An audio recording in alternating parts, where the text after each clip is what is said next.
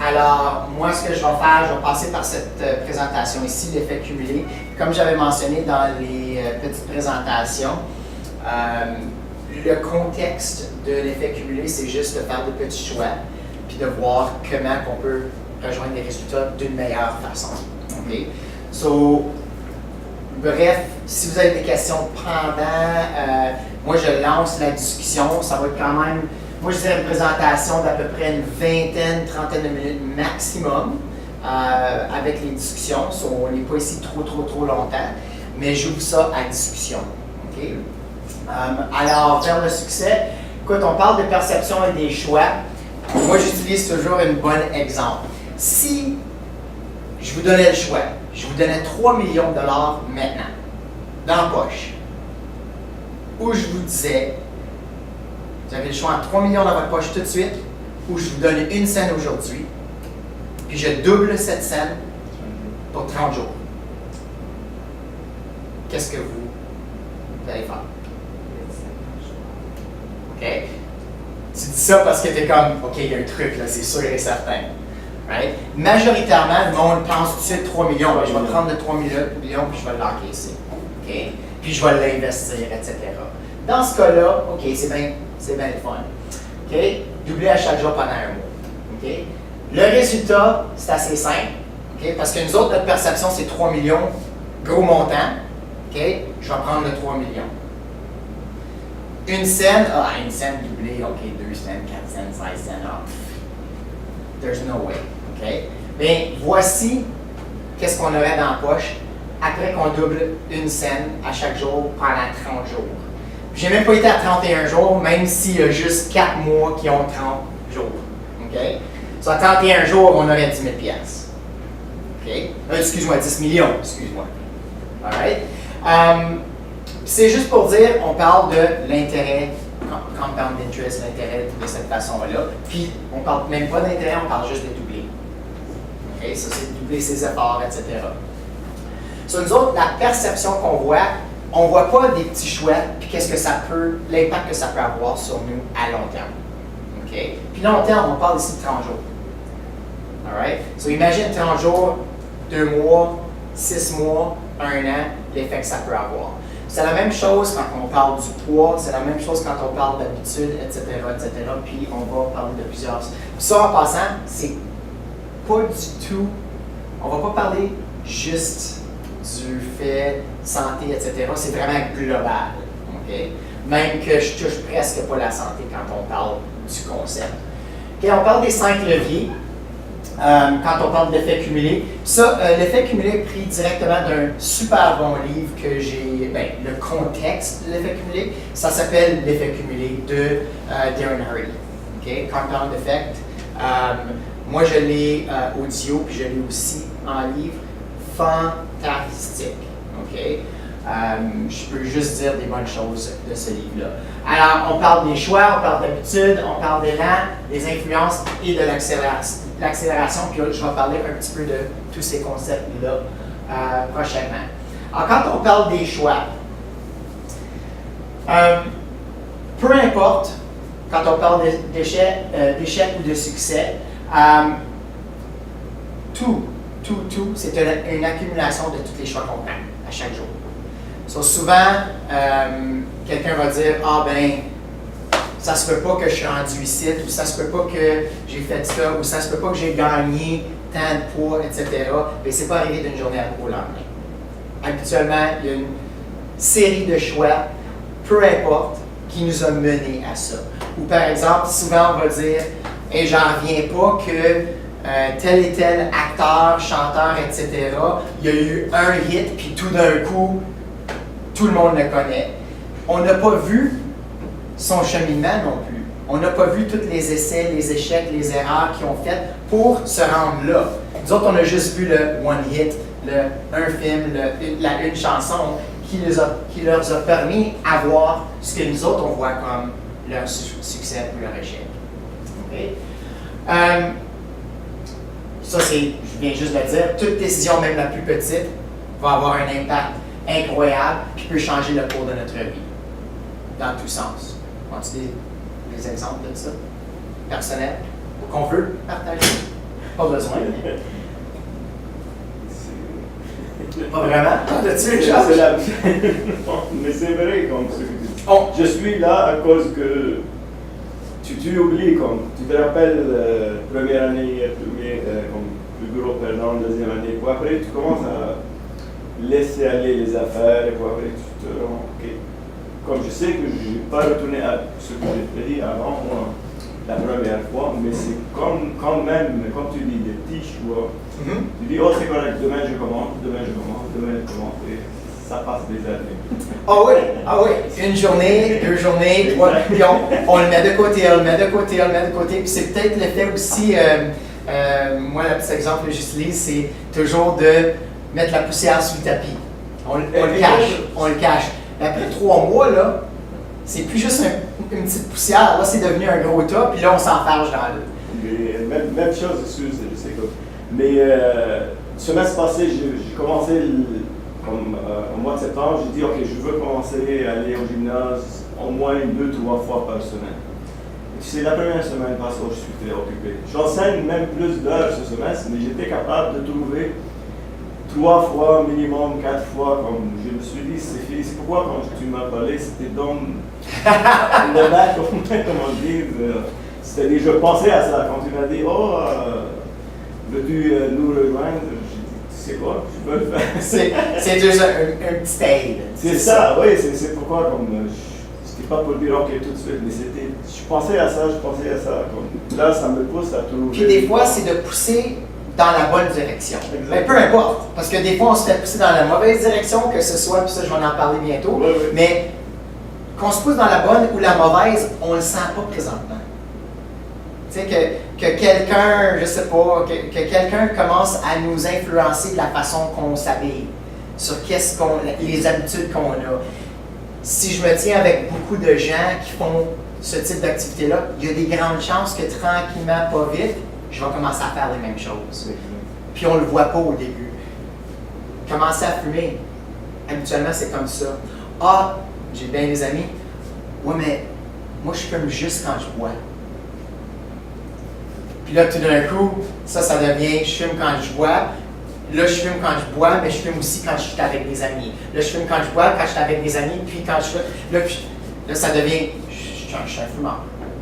Alors c'est un peu de cette façon-là. Ça, c'est le niveau négatif. Puis, encore une fois, quand on parle des choix, ça peut être soit nos plus grands alliés ou les plus grands vilains aussi, quand on parle de qu'est-ce qu'on décide de faire. Puis, quand on parle du succès de nos choix, bon ben, tout simplement de décider de prendre des petits choix continuels dans la bonne direction. OK? Peu importe qu'est-ce que c'est, souvent, la raison pourquoi on décide de ne pas faire ces petites décisions-là, c'est parce qu'elles sont soit trop tough, trop plates, ennuyeuses, etc. C'est tous les petits négatifs qu'on se dit « Ah, ça ne me tente pas d'aller au gym aujourd'hui. » Okay? Ça ne me tente pas de... Ah, c'est 1 heure. Ah, ça ne me tente pas d'aller pour 1 heure. Ah, j'ai pas le temps. Alors, c'est toutes des petites...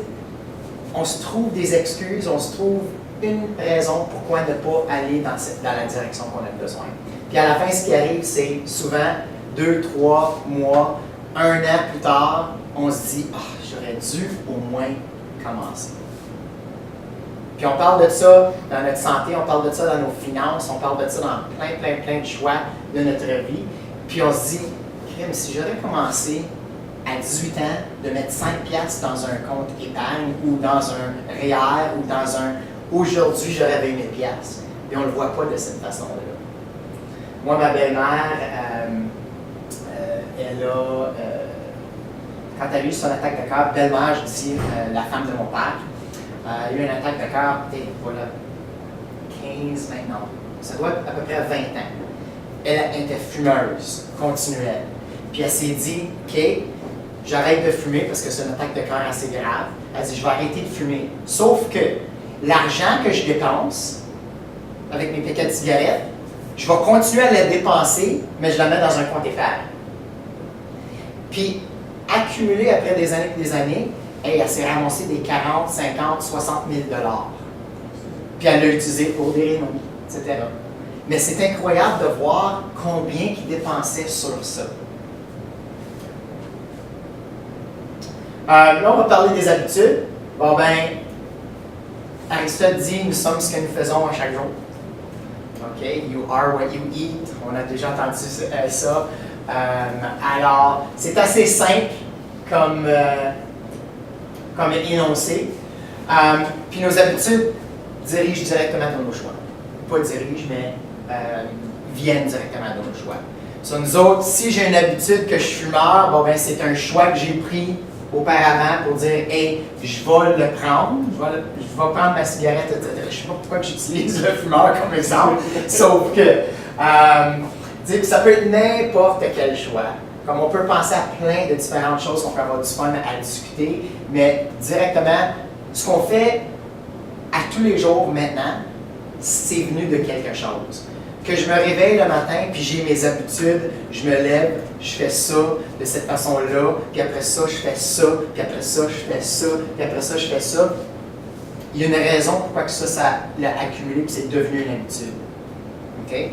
Ça ne veut pas dire que c'est une bonne ou mauvaise, mais c'est juste que ça dérive de ça. 95% de ce qu'on pense, de ce qu'on ressent, de ce qu'on fait, résulte de nos habitudes. Okay? Puis encore une fois, habitude, c'est habitude acquise. On a créé ces habitudes-là par rapport à des petits choix qu'on a commencé à faire. Puis pensez-y, si vous voulez en partager, pensez à certaines habitudes que vous avez présentement, bonnes ou mauvaises, que vous avez dit, ben ça a commencé comme ça. C'est pour ça que c'est devenu comme ça. Okay? So, si vous voulez en retourner, on pourra en discuter. On parle de l'élan. N'importe quoi au début, puis là, si je parle de la santé, ça prend beaucoup d'énergie. On se dit, oh, j'ai pas le temps, j'ai pas ci, j'ai pas ça. Puis là, pour se donner, pour prendre le premier pas, on se dit toujours, oh, il est tough. Ça me tente pas, je veux pas. C'est toujours plus tough. Mais une fois qu'on commence, c'est comme le train, c'est comme le wagon, puis comme moi j'utilise dans mon exemple, c'est le momentum de la navette spatiale. Je pense qu'on a tous eu l'expérience d'au moins voir la navette spatiale décoller, puis on voit, puis on a entendu parler de l'énorme énergie que ça prend juste pour décoller. Mais une fois qu'elle est décollée puis elle rejoint une certaine vitesse, ça prend presque, je ne sais pas le montant exact, mais je pense que ça prend plus d'énergie dans le premier 60 secondes du décollage que ça prend pour presque tout le voyage au complet. C'est ça. Donc, je ne dis pas ça, là, mais comme presque dans ce sens-là.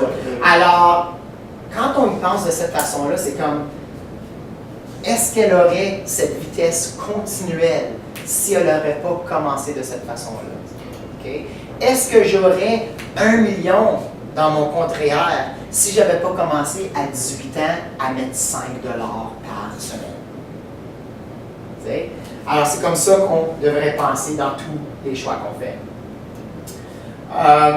Puis, justement, c'est avec ces gros choix-là au début, les choix difficiles, qu'on commence à bâtir nos habitudes. Ça fait du sens? Ça, c'est une de mes favorites. On parle des influences. Okay? On parle de 3 types d'influences. Numéro 1, c'est les apports. C'est ce qu'on nourrit notre esprit. Okay? Alors, c'est les pensées qu'on a. Si je pense toujours négatif, okay? Je pense comme un étudiant, je vais faire le test, je vais faire ça, je vais écouler, ma blonde va casser avec moi. Quand on se met ça dans la tête, ça dégage une certaine énergie. Alors, ça nous influence. Ça influence nos choix, ça influence qu'est-ce qu'on fait, etc. Mon favori, c'est les relations. Les gens avec qui on s'entoure.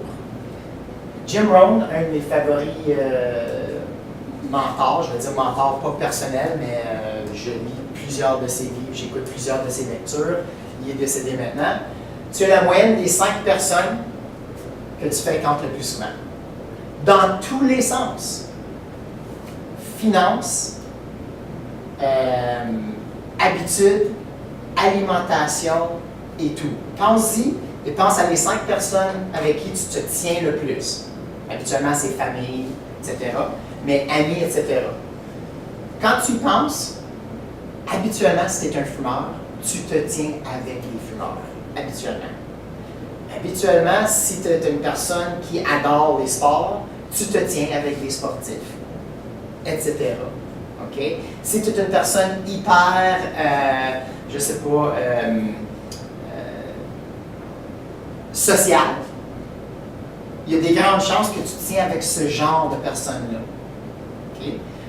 Positif versus négatif. Si je suis toujours négative, c'est sûr et certain que moi, j'ai déjà fréquenté des personnes qui étaient soit négatives, soit dépressives, etc. Moi, ça me draine. Puis là, tranquillement, pas vite, je peux juste plus être avec ce genre de personnes-là. Ça, c'est mon choix. Ça, c'est une force que j'ai, c'est que je ne peux plus, alors je me dissocie. Okay? Alors ça, c'est hyper important, d'après moi. Ça, c'est un des 3 types d'influence, d'après moi, les plus importants. Évidemment, notre environnement, qu'est-ce qui nous entoure? Okay? Que ce soit la nature, que ce soit, que je sois dans la ville, que je sois dans la campagne, etc. Ça a une influence sur tout ce qu'on fait. Puisque la majorité des mentors qui parlent de ce type de choses-là vont dire, c'est que si tu n'es pas content, où est-ce que tu es, il faut que tu commences à faire le ménage. OK? Souvent, c'est les personnes qui sont les plus proches. C'est difficile. C'est très difficile de faire le ménage quant à nos relations. Plus difficile. Nos apports, qu'est-ce qui nous nourrit? Ça, il faut faire un petit peu de travail sur nous-mêmes pour penser différemment, etc. Notre environnement, c'est assez facile. On a le choix de se mettre où est-ce qu'on veut. Mais les personnes avec qui on choisit d'être, quand ça fait 10-15 ans que, je ne sais pas, que ton meilleur chum, c'est ton meilleur chum, mais tu sais que ce n'est pas une bonne influence pour toi, très difficile de se dissocier de cette personne-là. Que ce soit tes parents, ton époux, ton épouse, blonde, copain, c'est très, très, très difficile. Puis je pense qu'on a tous eu des expériences, que ce soit personnelles, etc., où est-ce qu'on a dû faire un choix très, très, très difficile. Parce que sinon, on s'en allait dans la mauvaise voie. Ça dit directement, on ne peut pas s'associer avec des gens, des idées ou des environnements négatifs, puis s'attendre à vivre une vie positive. Je pense que c'est ça. Vous autres, vous avez des enfants, j'assume. Puis souvent, je pense que, comme parents, on le sait, on a eu ces expériences-là. Ils ne veulent pas nous écouter. Puis on est comme, Colin, cette personne-là n'est pas bonne pour toi. Ou ce jeu-là n'est pas bon pour toi. Puis là, c'est comme continuel. On veut qu'ils apprennent, mais malheureusement, maintenant, de nos propres façons. Est-ce qu'il y a des questions sur le concept jusqu'à date? Ça fait du sens? Ouais. Excellent. Y a-t-il des discussions qu'on veut avoir à ce sujet-là jusqu'à temps? Non? Il y a un bon livre, Le Secret. The Secret? Oui.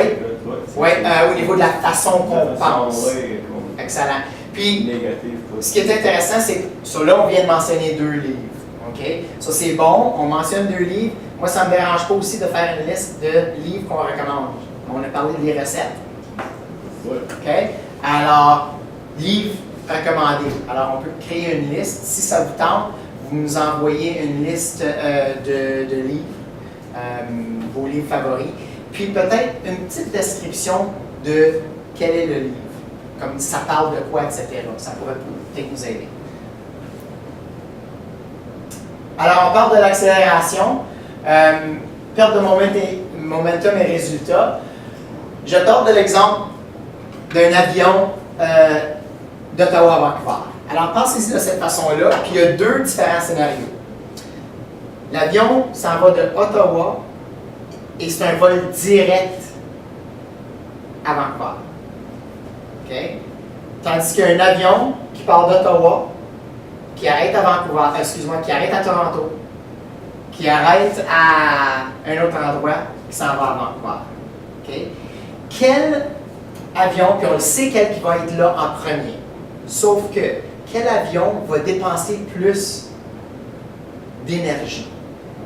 Quand tu décolles, t'arrêtes. Tu décolles, t'arrêtes, tu décolles, t'arrêtes, ça prend plus d'énergie.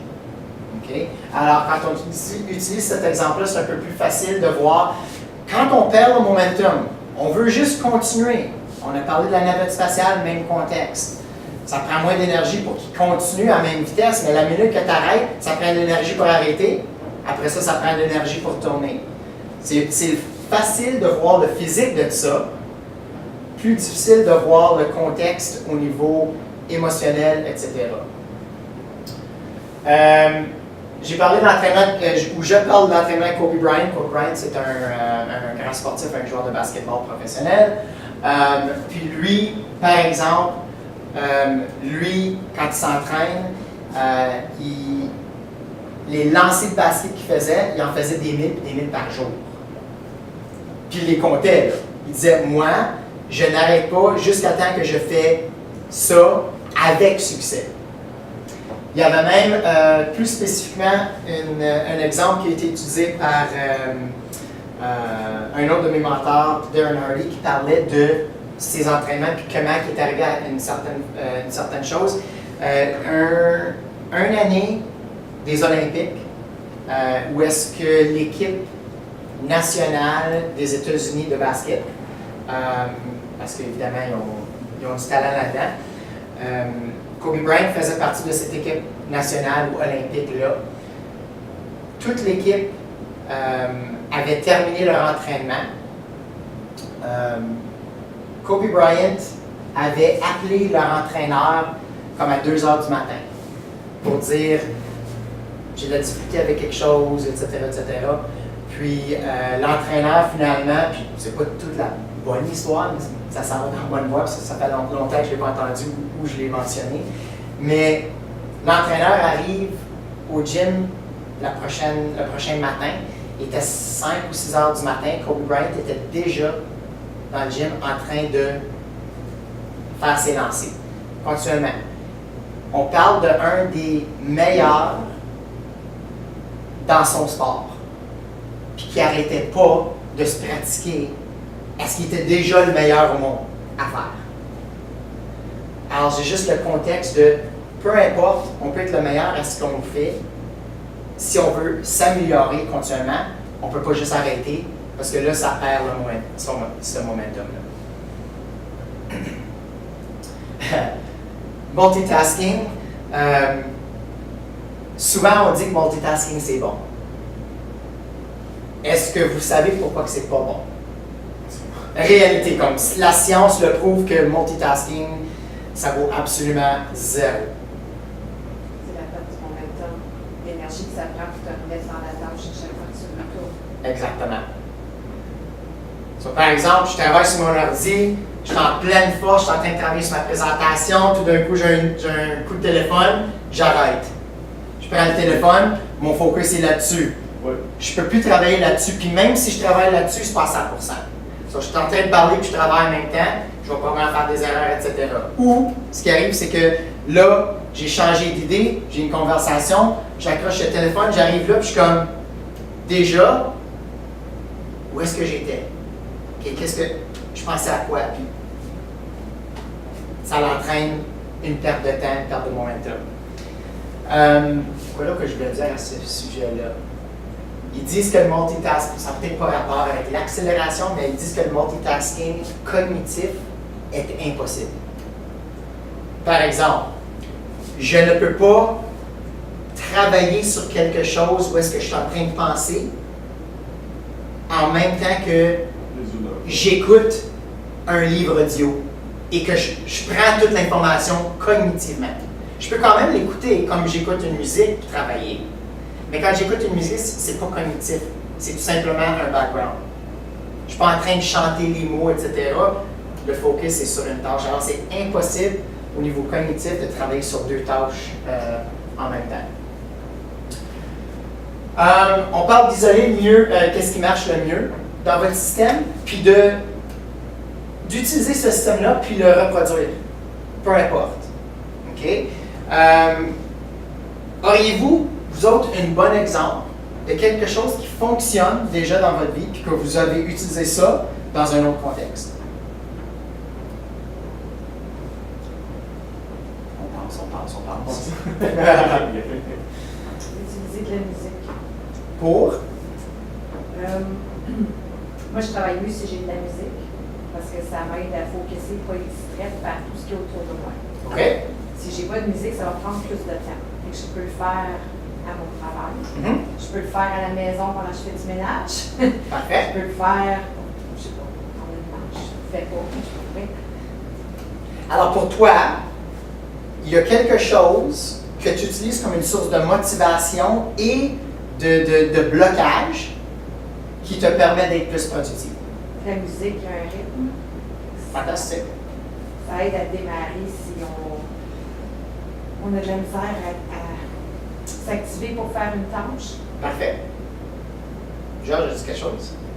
Mais dans mon cas, n'importe quelle tâche, il faut que je ne peux pas juste faire quelque chose tout de suite. Comme même pour mes cours, pour mes laboratoires, même si je le connais, il faut que je m'assoie, comme tu dis, c'est quelque chose que j'ai appris, il faut que je le simule dans ma tête pour après le faire. Si quand je jouais le volleyball, même quand je ne joue pas, la nuit, il faut que je pense comment je veux sauter, comment c'est-à-dire, ouais. Et même j'ai entendu, comme 5-6 ans passés, l'équipe nationale Suède, ou bien comme tout ce qu'ils font, c'est juste simuler leur mouvement, sans le faire comme physiquement, c'est juste l'entraînement mental. Parfait. J'essaie de toujours, c'est ça, me concentrer. Super. Oui. J'ai un bon exemple. J'avais un prof à l'université qui faisait des triathlons. Puis quand il nous parlait justement de cet entraînement mental-là, lui faisait des triathlons, des Ironman. Ça, c'est comme longue distance, là, etc. Puis pour s'entraîner pour le Ironman de Hawaï, ce qu'il faisait, c'est qu'il se mettait dans un sauna avec son vélo stationnaire pour simuler une température plus haute que ce qu'il ferait pour que son corps s'habitue physiquement à quelque chose qui n'aurait pas de besoin. C'est comme quelqu'un, par exemple, j'ai un chum qui fait souvent le mont Everest. Lui, ce qu'il fait pour se préparer, une des préparations mentales qu'il fait, c'est comme par exemple une de nos journées les plus froides qu'on avait, il se creuse un trou dans la rivière, il descend dans la rivière, puis il reste là pendant 5 à 7 minutes pour habituer son corps à une température hyper froide. Alors quand il arrive sur des monts, à long terme, ce qui arrive, c'est que son mental peut complètement changer son physique. Alors c'est pas mal intéressant. Juste pour dire que on crée un certain système qui nous permet, dans d'autres régions de notre vie, dans d'autres choses qu'on fait dans notre vie, de mieux faire. Puis justement, c'est le début de nos routines. Alors, pour toi, Lina, toi, ta routine, c'est que tu as toujours de la musique quand tu veux être productif. Okay? Georges, toi, c'est tu as un contexte de je dois faire ça, ça, ça, ça, avant de pouvoir faire ça. Okay? Là, on parle des routines. Différence entre le succès et l'échec, c'est qu'est-ce qu'on fait de façon répétitive. OK?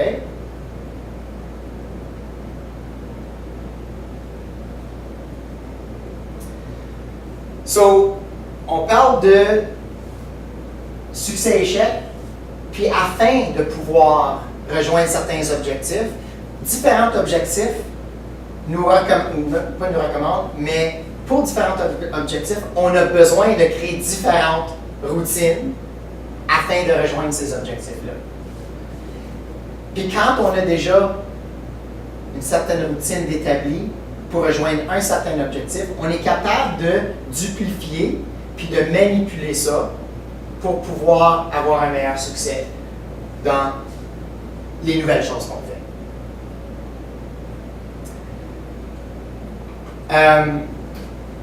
On parle de nos routines le matin. Habitudes de routine le matin. Ça vous tente-tu de partager vos routines le matin? Oui ou non? Sinon, moi, je vais partager les miennes. So, par exemple, Puis moi, c'est pas mal vite parce que moi, le matin, en dedans de 20 minutes, je me lève puis je suis déjà parti. So, moi, ma routine est pas mal vite. J'ai pas l'habitude de prendre trop mon temps. Mon alarme sonne. Même si j'ai 3 alarmes à chaque 5 minutes, j'utilise jamais mes deux prochaines. Je me lève à ma première. Je prends ma douche si je ne l'ai pas pris avant, le soir avant.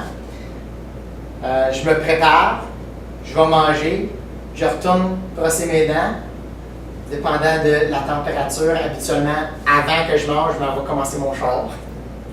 Pour qu'il se réchauffe, je mange, je brosse mes dents, puis je sors. That's it. C'était intéressant quand j'ai lu quelques livres. Je pense que le livre L'effet cumulé en était un, où est-ce qu'on, Darren Hardy discute de certains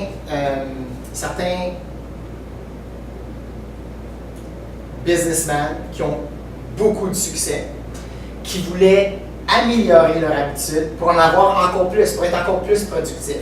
Alors, ce qu'il a fait, c'est qu'il a dit, ben, dis-moi toutes tes routines que tu fais à chaque jour. Quand la personne a commencé à dicter ses routines, il a dit, ben, je vois déjà un problème. 3 heures de ta journée, je vais dire, 3 heures de ta journée est pris à consommer les médias. Puis je suis certain qu'au moins 80% des médias que tu prends n'ont aucun rapport avec ce que tu as besoin. So, élimine ça. Parce que le matin, il se lève, il regarde la télé, puis il regarde, je vais dire CNN. Puis on connaît CNN, c'est toujours la même chose. Tu sais? So, je m'assois, je regarde une demi-heure de CNN pendant que je suis en train de manger. Je sais pas. L'après-midi, pendant mon dîner, je suis en train de regarder la même chose. Mais c'est les mêmes histoires qui se répètent. Le soir, je prends mon journal, je lis à travers les mêmes choses. Puis lui, il a dit, bon ben, prends ces 3 heures-là, je vais t'en sauver 2 heures et demie. Alors, au lieu, prends ton téléphone intelligent, puis demande à ton téléphone, parce qu'il y a certaines applications, puis moi, j'ai pas d'habitude comme ça. Moi, je lis pas le journal, je regarde pas les nouvelles, je m'en fous. Même ma blonde a dit, tu devrais être plus informé. Ça me tente pas. Ça me donne quoi, d'après moi? Okay? Tout le monde est différent. Tout le monde est différent. Puis, il a dit, bon ben, là, peu importe les applications que tu utilises pour recevoir cette information-là, bon ben, tu vas planifier à ce que tu reçois juste l'information que tu as réellement besoin. De cette façon-là, tu n'es pas en train de sifter à travers de toutes choses que tu n'as plus besoin. Alors, tu reçois juste ce que tu as réellement besoin. Quand tu lis ton journal, tu t'en vas dans quelle section?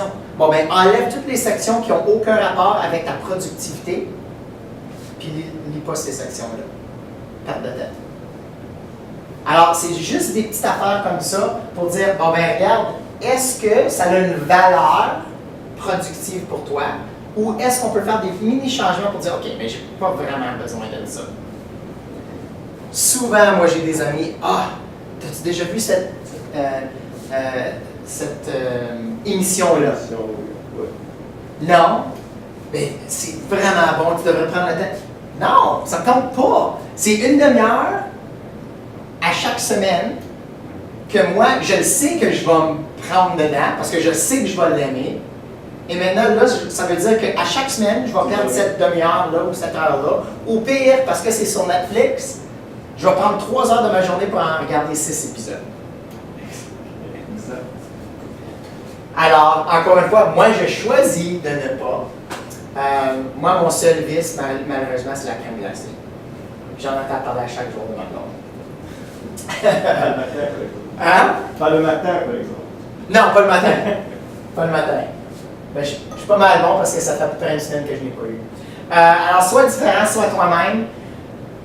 Regarde ce qui t'entoure et fais complètement l'opposé. Ça, c'est difficile. Très difficile. Ben, très difficile. C'est vrai parce que, c'est drôle, je parle beaucoup de ma blonde présentement, parce qu'on a ce dynamisme-là. Elle, moi j'aime ça. Moi je suis un gars très différent. Puis elle aime suivre la norme. Bref, elle travaille pour le gouvernement. OK? Moi, je suis un entrepreneur. Je travaille ici, mais je suis aussi un entrepreneur comme avec plusieurs entreprises. Je me garde très occupé, puis mon cerveau travaille tout le temps. Elle aime quelque chose d'organisé, prédéterminé. Elle rentre au travers, c'est qu'est-ce qui se passe, c'est tout. Elle a un bon salaire, prend pas de risques. Moi, j'aime ça, le risque, etc. Moi, je suis différent de plusieurs personnes avec qui j'entoure, mais je ne me fais pas influencer par ça, parce que pour moi, je me mets dans une boîte complètement différente. Parce que ça, c'est moi. Puis je choisis d'être moi-même. Puis je ne me fais pas intimider. Vis ta passion, quelque chose que plusieurs personnes pensent qu'ils font, mais ne font pas réellement. Moi, je coach beaucoup sur vivre sa passion. Alors, je pourrais rester ici à en parler pendant 3-4 heures de plus, mais très, très, très important dans nos choix, dans nos habitudes, etc. As-tu besoin d'en parler? On peut, si on veut. Ce qui est populaire est habituellement vraiment ordinaire. Puis les choses ordinaires donnent la majorité des résultats ordinaires. Ça veut dire puis il y a beaucoup d'énoncés qui vont dire, si tu veux des choses extraordinaires, va falloir que tu sors de l'ordinaire. Va falloir que tu te sors de qu'est-ce que tout le monde a. Je vais avoir une belle énoncée plus tard qui va plus ou moins jaser de ça. Ça, j'aime ça, excuse-moi. La preuve de petites choses à la fois, puis de l'écart de qu'est-ce que ça, de l'écart de l'impact. Après une centaine de tournois, des milliers de coups, ok? La différence entre le premier et le 10e rang au golf, ok? Est d'une moyenne de 1,9 coups. On sait qu'une ronde, c'est 18 trous. 18 trous, il y a à peu près, on va dire la moyenne pour les pros, là, c'est des 68 à des 72. 72, c'est un par. Des milliers de coups, des centaines de tournois, la différence entre le premier et le 10e, c'est juste 1,9 coups. C'est comme quand on parle du 100 mètres, la différence entre la première place et la dernière place, c'est comme 0,02. OK? C'est juste un chiffre que j'ai lancé, mais vous voyez. Mais la différence de la bourse gagnée est 5 fois plus. OK? Sur plus de 10 millions versus 2 millions de la bourse pour ce petit écart-là. Bref, le golfeur au premier rang, il n'est pas 5 fois mieux. Il n'est pas 50-10% de mieux que l'autre. Il est tout simplement 2,7%. Mais on pense, tu sais, comme on ne peut pas dire, ah ben, il est bien mieux que ceux, c'est pour ça que lui fait 10 millions. Non, non. 2,7 de plus. Juste cette année-là, ou peut-être ce mois-là, parce que ça peut changer de mois à mois. Et voici quelques petits énoncés.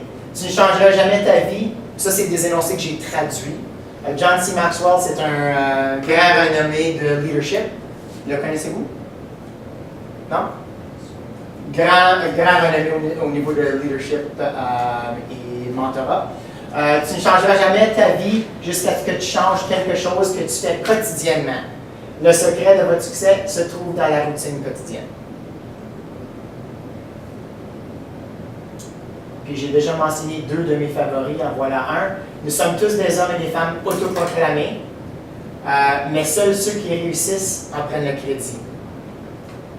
Bref, tout le monde qui ne sont pas à la position de leur vie où est-ce qu'ils aimeraient être, ne vont pas dire « Ah oui, c'est ma faute que je suis là ».